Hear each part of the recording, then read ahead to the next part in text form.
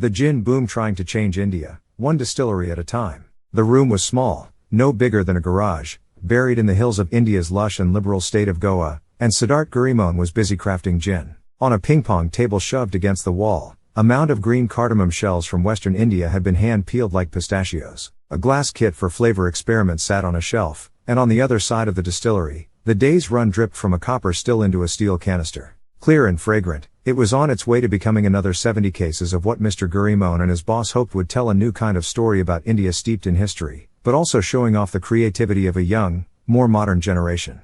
The idea behind it was to use only Indian botanicals, said Mr. Girimon, 25, a distiller who resembles a chemistry student, with glasses, long hair and oceans of enthusiasm for a narrow subject. We wanted to show what India could do with gin.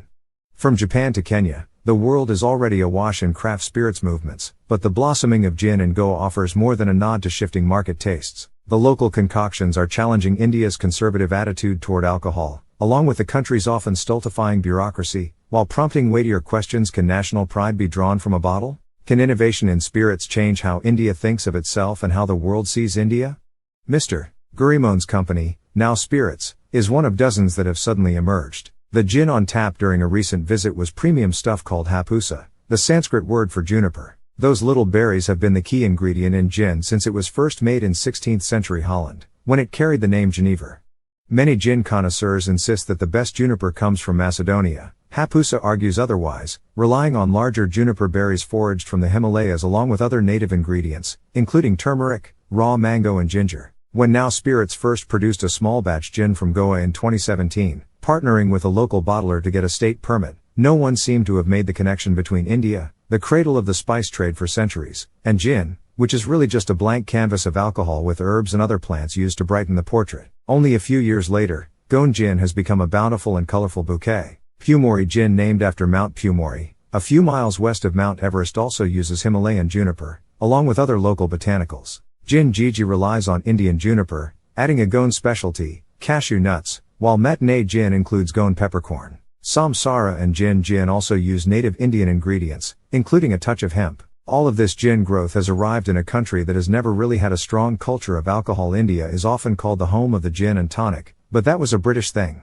India's 1948 constitution actually directed states to work toward the prohibition of intoxicating drinks and drugs. A handful of them, including Gujarat, the home state of Prime Minister Narendra Modi, currently prohibit the sale and consumption of alcohol. Other areas have tried prohibition then given up, but in most of India, even drinking a cocktail at home is still so taboo that small bottles, nips of a few ounces, make up the majority of liquor sales. Goa, however, is more permissive. A small coastal state in the south, it was a Portuguese territory until 1961. The state is more Christian, with churches painted wedding white and canary yellow brightening the winding rural roads. And for reasons that go beyond religion, Goa has been a center of global trade since the 16th century. Its people have prided themselves on being more open-minded about all kinds of things. That includes drinking. Drive around Goa for an hour and the contrast is obvious. Large bottles can be seen from the streets and the windows of liquor stores. Bars cluster together, and taxes on alcohol are as little as a tenth of what must be paid in other states that work harder to discourage drinking.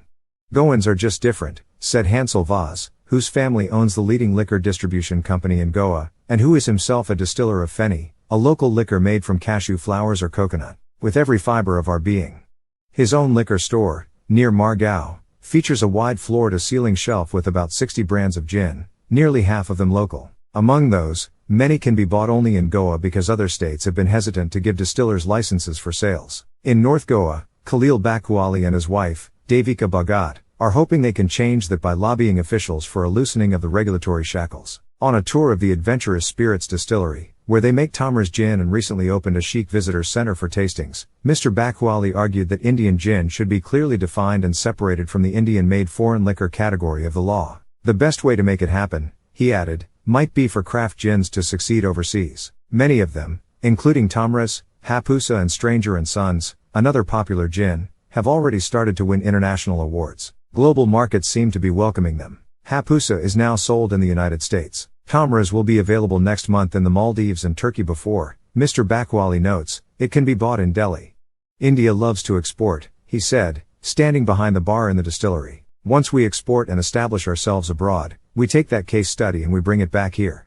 Through 2 hours of talking about gin's history and India's bureaucracy, about how he and his wife, a successful screenwriter, got into the distilling business after being asked by a London bartender what India's gin scene looked like. Mr. Bakwali made clear that he had seen a pitch meeting or two. His still works mainly as a producer of films and commercials, and he knew just when to pause or slap both hands on the bar for emphasis. That kind of salesmanship has entered the nightlife culture in Goa, as well. Near the coast, at a hip new restaurant and beach club called Thalassa, with a tan and white palette suggesting Miami or Mykonos, the wall behind the bar shined bright lights on local gin. The drinks menu featured local spirits-based mixology. Jatin Thakur, 21, had arrived there for his first bartender job a few months earlier, from a small town near the Himalayas. "I come from the snow," he said. Like Mr. Girimon making hapusa, he had moved to Goa for something different, a more tolerant, enterprising mindset. Maybe it is just the spirits talking, but India's gintrepreneurs are also hoping their craft will help the world see India as more than a land of tigers, elephants and ancient religion. "This is modern India," said Anand Virmani, 35, a founder of Now Spirits, which recently released a gin smoked with the wood from Indian cricket bats. "What we want to do is create unique things, unique stories that represent us as a modern country. And I emphasize modern. And quad.